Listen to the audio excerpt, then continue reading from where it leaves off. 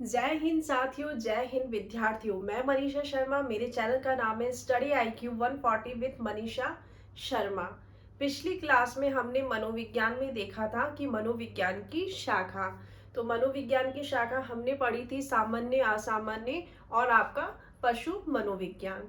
तो उसके अंदर जितनी भी शाखा थी, आरपीसी में से क्वेश्चंस ये पूछ लिया जाता है या कोई भी दूसरे अदर्स एग्जाम में ये पूछ लिया जाता है कि मनोविज्ञान की शाखा है या नहीं। वो आपको शाखाओं के नाम याद होने चाहिए।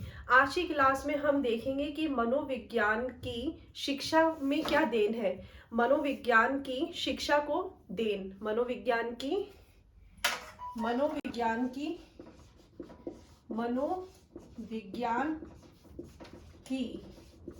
शिक्षा को देन। हमने जो शाखा पढ़ी थी, हमने उसमें शिक्षा मनोविज्ञान भी पढ़ा था। तो हम वो पूरा सब सिर्फ शाखाओं के नाम पता होना चाहिए कि कौन मनोविज्ञान की शाखा के अंतर्गत आते हैं। हमें यहाँ पर सिर्फ शिक्षा मनोविज्ञान पढ़ना है। तो हम ये देखेंगे कि शिक्षा मनोविज्ञान मतलब मनोविज्ञान की शिक्षा को देन। ये आज का हमारा टॉपिक है।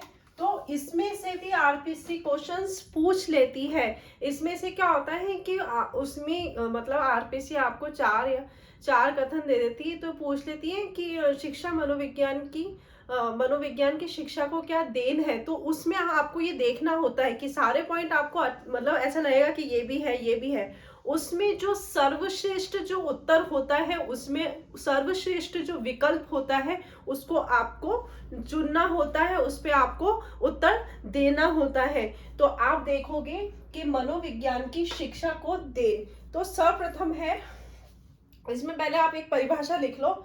स्किनर है, स्किनर ने एक परिभाषा दी है। स्किनर की परिभाषा वेरी इंपॉर्टेंट है, बहुत बार पूछ ली जाती है। स्किनर की परिभाषा है मनोविज्ञान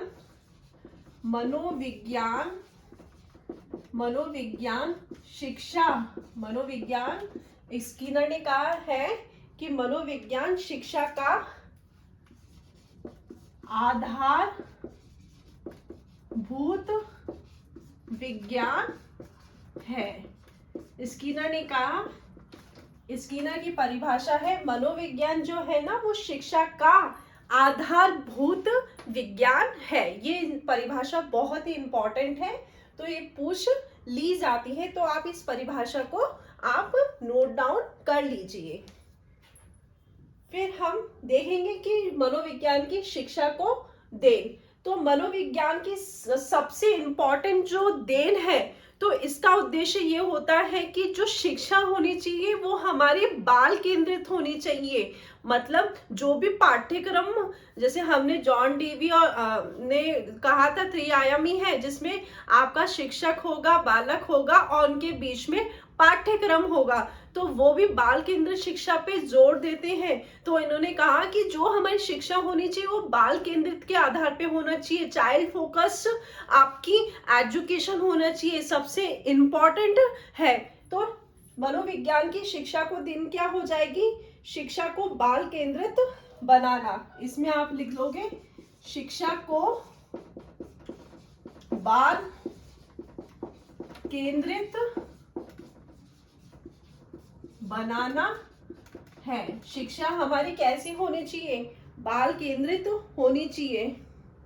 इसमें ये कहा गया है कि शिक्षा जो होती है वो बालकों के लिए होती है, ना कि बालक शिक्षा के लिए होता है। मतलब जो हमारी शिक्षा होती है वो बालकों के लिए होती है, ना कि शिक्षा हमारे बालक के लिए है ना। तो शिक्षा को बाल केंद्रित बनाना है। इसमें से आपसे पूछ लेते हैं कि सर्वश्रेष्ठ विकल्प कौन सा है। उसमें आपके सभी आंसर लगभग मिलते जुलते सही होते हैं, लेकिन उसमें आपको सबसे सर्वश्रेष्ठ विकल्प चुनना होता है। ये आरपीसी में से बहुत बार क्वेश्चंस पूछ लिया गया है। दूसरा होता है बालक की अवस्थाओं को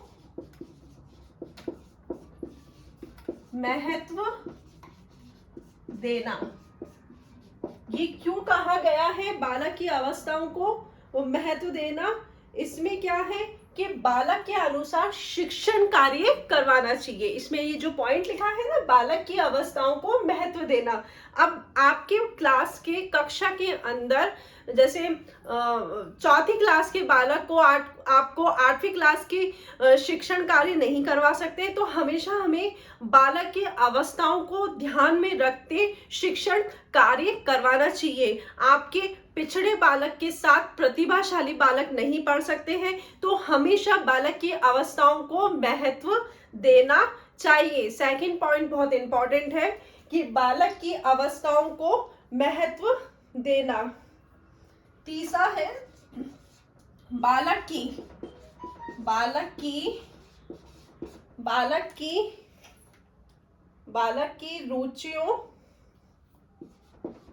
की रुचियों वह मूल प्रवृत्तियों,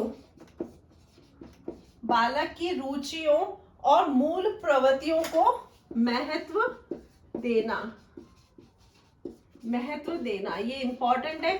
बालक की रुचि और मूल प्रवृत्ति के अकॉर्डिंग शिक्षण कार्य करवाना चाहिए। तो ये पहला आपका था शिक्षक को बाल केंद्रित बनाना, दूसरा है बालक की अवस्थाओं को महत्व देना, तीसरा है बालक की रुचियों और मूल प्रवृत्तियों को महत्व देना, चौथा है पाठ्य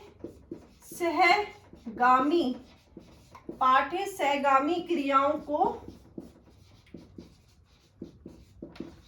महत्व देना। पाठ्य सहगामी क्रियाओं को महत्व देना मतलब बच्चों की सिर्फ मतलब सर्वांगीण विकास की बात की गई है। सिर्फ आपका पाठ्य पुस्तक नहीं होना चाहिए, उसके साथ में आपकी जो करिकुलम एक्टिविटीज होती है, सहगामी क्रिया होती हैं, उस पर भी बालक का पर ध्यान देना चाहिए, बालक के विकास पे कार्य करना चाहिए, सहगामी क्रियाओं को महत्व देना चाहिए। अर्थात सर्वांगीण विकास की बात की गई है, सर्वांगीण विकास की बात की गई है, सर्वांगीण विकास की बात की गई है, सर्वांगीण विकास की बात की है।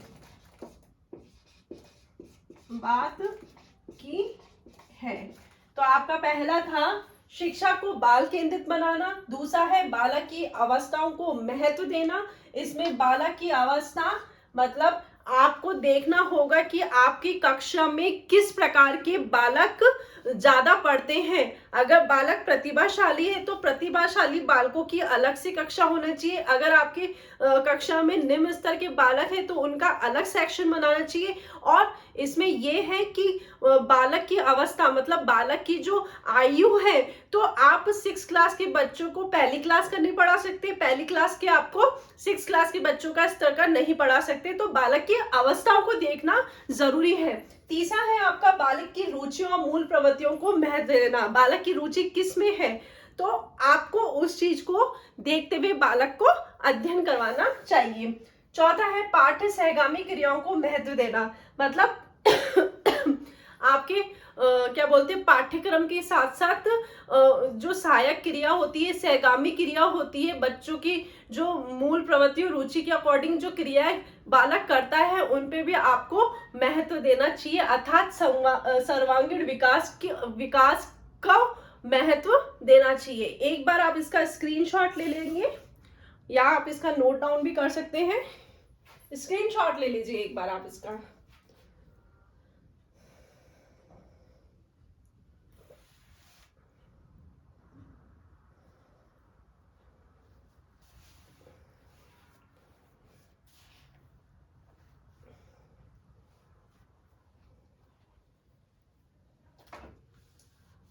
ठीक है, अब हम पांचवा पॉइंट देखेंगे। पांचवा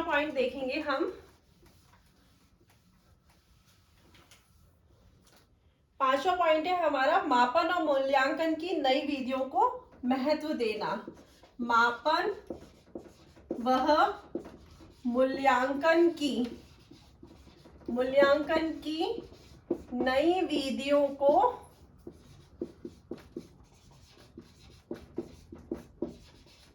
महत्व देना। अब ये क्या पॉइंट है, अब जैसे बच्चा क्लास में कितना पढ़ रहा है, कितना वो अपने मस्तिष्क में ग्रहण कर रहा है, तो समय समय पे आपको बच्चे का मूल्यांकन करना जरूरी है, मापन करना जरूरी है। तो मापन और मूल्यांकन की नई विधियों को महत्व देना है। इसमें आपकी निदानात्मक विधि, निदानात्मक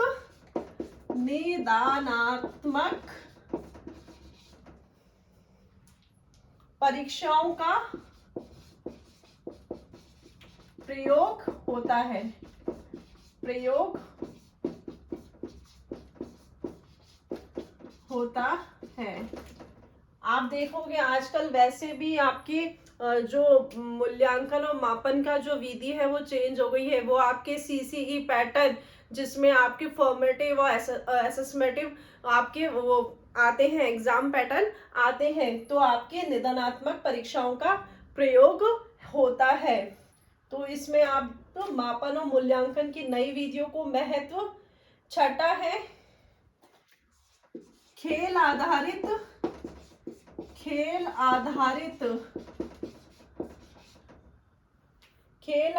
विधियों को महत्व देना। खेल खेल में बालक को सिखाना। ये खेल आधारित विधि आपके छोटे बच्चों के लिए इंपॉर्टेंट होती है, जिसमें आपकी डॉल्टन विधि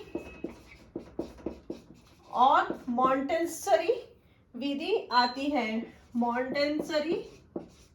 मॉन्टेसरी विधि आती है।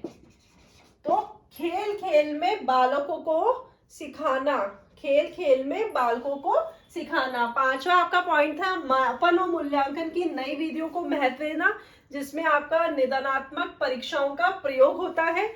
छठा है खेल आधारित विधियों को महत्व देना, जिसमें आपका डॉल्टन विधि और मॉन्टेसरी विधि आती है। ये आप इसका स्क्रीनशॉट ले लीजिए या नोट डाउन कर लीजिए।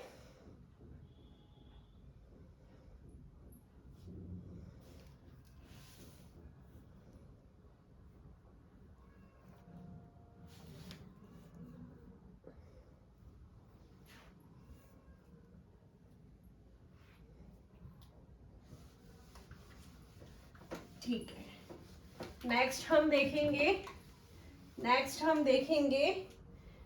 है हमारा आत्मानुशासन धारण करने में मदद होती है।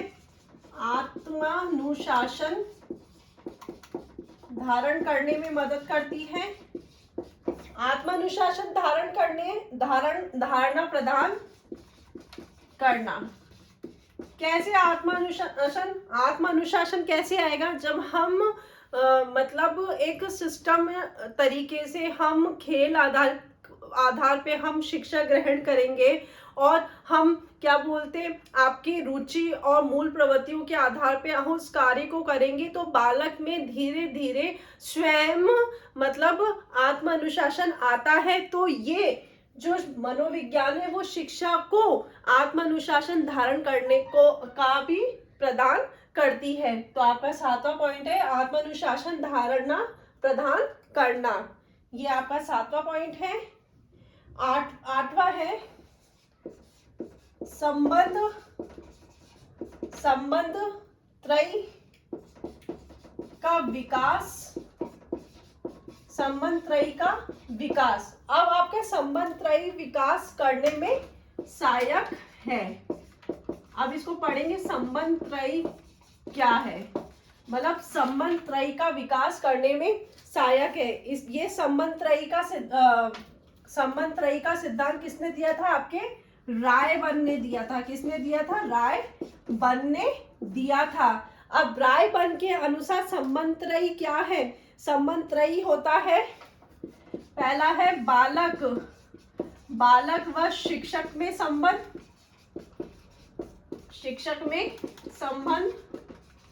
बालक और शिक्षक में संबंध होता है। दूसरा है बालक व समाज में संबंध, बालक व समाज में संबंध, बालक व समाज में संबंध होता है। फिर तीसरा है बालक व विषय में, बालक वह विषय में संबंध। देखिए विद्यार्थियों, आपका 7वां जो है ये मनोविज्ञान आत्म अनुशासन धारणा प्रदान करने में सहायक होती है। 8वां है आपका संबंध त्रयी का विकास करने में सहायक है। आपका संबंध त्रयी का सिद्धांत किसने दिया था? रायबन ने दिया था। रायबन के अनुसार आप में संबंध त्रयी 3 प्रकार के पाए जाते हैं। संबंध त्रयी 3 प्रकार के होते हैं, जिसमें आपका बालक व शिक्षक में संबंध पाया जाता है। दूसरा है बालक व समाज में संबंध पाया जाता है। तीसरा है आपका बालक और विषय में संबंध पाया जाता है। तो विद्यार्थियों, एक बार आप इसका भी स्क्रीनशॉट ले लीजिए।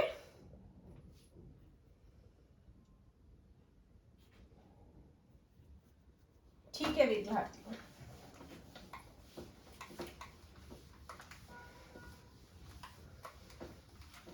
नौवां पॉइंट है आपका शिक्षा के उद्देश्य की प्राप्ति में। शिक्षा के उद्देश्य की प्राप्ति में आप जो भी पाठ्यक्रम पढ़ रहे हो या आपको शिक्षक पढ़ा रहा है, शिक्षा को बालक का जो संबंध होता है उसका मूलभूत उद्देश्य क्या होता है? बालक का सर्वांगीण विकास करना, बालक की शिक्षा के उद्देश्य की प्राप्ति करना, शिक्षा के उद्देश्य की प्राप्ति करना होता है। तो मनोविज्ञान की सबसे बड़ी देन क्या है? शिक्षा के उद्देश्य की प्राप्ति करना। 10वां पॉइंट ये है बालक के व्यवहार, क्योंकि अपन ये मनोविज्ञान को क्यों पढ़ रहे हैं? बालक के व्यवहार में ज्ञान प्रदान करना,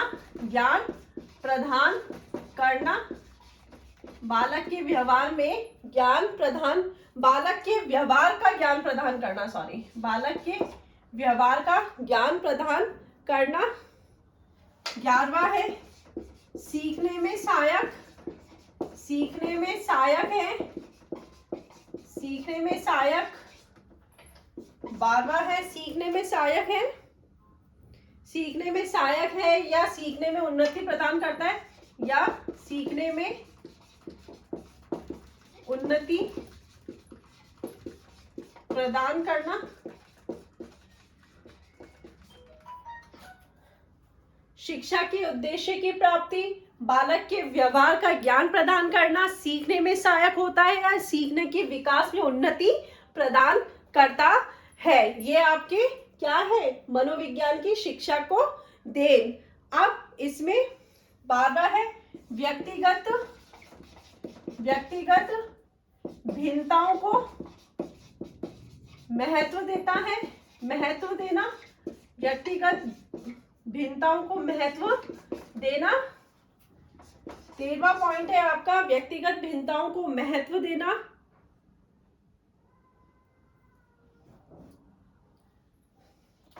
फिर 13वां पॉइंट है नए ज्ञान को पूर्व ज्ञान का आधार प्रदान करना। ये थी आपकी मनोविज्ञान की शिक्षा को देन थी, जिसमें आरपीसी में से क्वेश्चंस पूछ लिया जाता है। आपसे दे देगा कथन, उसमें से कभी कभार ये पूछता है कि निम्न में से कथन कौन सा सही है, निम्न में से कथन कौन सा गलत है, और कभी कभार पूछ लेता चारों विकल्प सही होते हैं, सर्वश्रेष्ठ विकल्प कौन सा है। तो इस टाइप का भी क्वेश्चन पूछ लिया जाता है। इसमें सबसे इंपॉर्टेंट है शिक्षा को जो देन है, शिक्षा आपकी शिक्षा को बाल केंद्रित बनाना है, ये सबसे इंपॉर्टेंट देन है। तो विद्यार्थियों